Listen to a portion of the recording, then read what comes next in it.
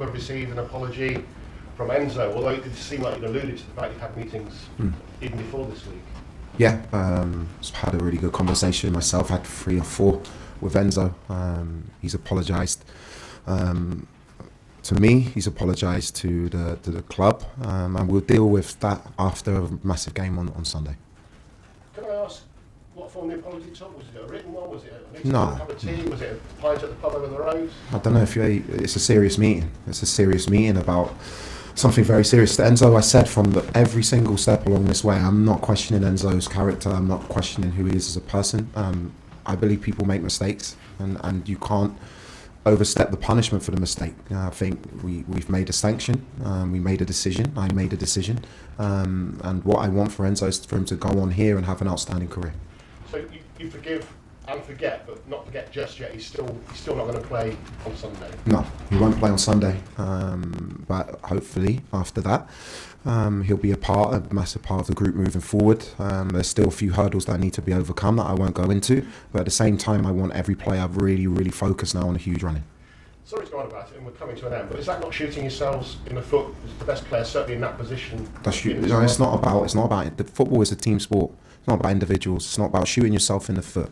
There are certain values and cultures that I believe in, that this club believe in, that makes the team stronger if you get that right. What about, it's been mentioned, I have to say not by Arsenal, but people have mentioned on Arsenal's behalf the integrity of the competition. Who's mentioned that? I've heard pundits, I haven't heard that. Is that a concern? No, I've got an outstanding squad full of outstanding players. It's still a very difficult team to pick in terms of the starting 11. I need to get that right in the next few days. In terms of team news then, anyone back who has been out for this game? No, the positive is Este having the 90 minutes against Port Vale. In terms of any others, Trevor's working really, really hard. He's back on pitch. Levi's full training, but he still needs to overcome some hurdles in terms of selection. Reece has been running today, which is great. But no, I've got a good squad and we're ready to go and take on Man City. So it sounds like all those 3 maybe not quite... They're not ready for Man City. Next few weeks as well. Obviously Callum was in charge before you came in when Chelsea went to City. Got a result there. It's pretty rare actually in the last 5 years for Chelsea to get a result against Man City, not beaten Man City since the Champions League final. So have you spoken to him about what he did, how he got the result? Of course I spoke to Callum when I first joined the club. I was actually watching that game in an airport on a plane ready to come here to talk to the club. I thought their performance, especially in the second half, was outstanding. Obviously we know what a fantastic team Manchester City are, full of world-class players, an unbelievable coach, but we know if we put our game together, we get the game plan right, the mentality right, we can cause them problems. And you said before that Pep's been a big influence on your coaching career, even maybe a bit of an idol and a hero of yours, but there'll be none of that once the whistle blows. No, huge respect. You can have respect. I don't have a big enough ego to not respect people. I think Pep's influenced everyone in football. He's influenced the game and he's an unbelievable coach. He's had an unbelievable career. But no, I want my team to show what we're capable of on Sunday. Thanks, Gary. Alex? Hi, how are you? Good.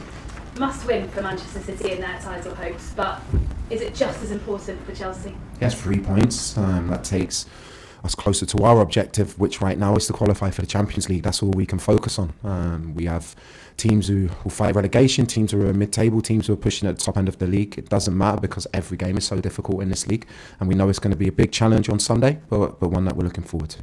You've just said how highly you rate Manchester City, back-to-back wins when going to this against Arsenal and Liverpool playing so well.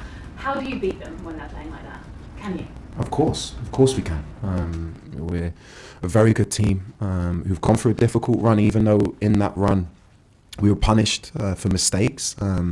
There were good moments when I actually analysed the games that we've had. We've caused every team we've played against problems, but haven't had the results for that. We need to make sure that we keep the back doors shut. We need to not switch off. We need to not make mistakes because Manchester City will punish you. But I still want us to go out and play our game.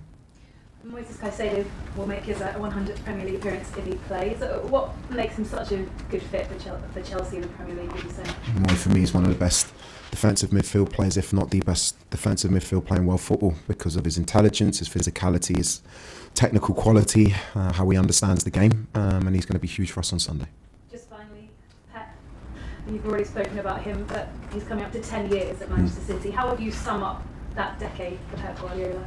Yeah, he's won trophies, he's reinvigorated the team, he's refreshed the team. He also had time to put his style together. And when you have that with the record he's had, not just at Manchester City, but Bayern Munich and in Barcelona, he's an unbelievable manager. One that you look to because he's had such a good career.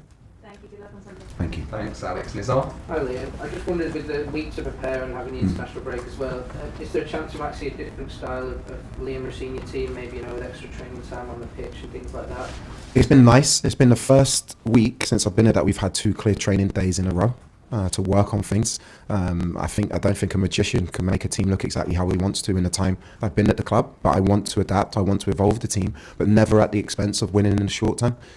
You can't change too much too soon, and that's something that I looked at with the staff. We looked at any international break to make sure we don't change too many things so that we can win games in the short term but still work towards what we want in the long term. Has that been a challenge throughout your time? Because it feels like there are things that you're changing, but there's obviously some similarities still with your predecessor. Is that one of the big challenges in terms of the inconsistency that you might have had as well? I think it's not an excuse. Any manager that comes in the middle of, I think the start of January, you have 20 games in 10 weeks with a new group, a new club. You're trying to get to know those players. You're trying to pick them. Obviously, I watched before all of the games.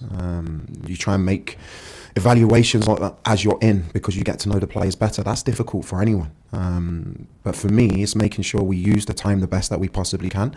I know where I want my team to get to. I know what I want the team to look like. That may take time, but it cannot be at the expense of winning games and fulfilling our short-term objectives.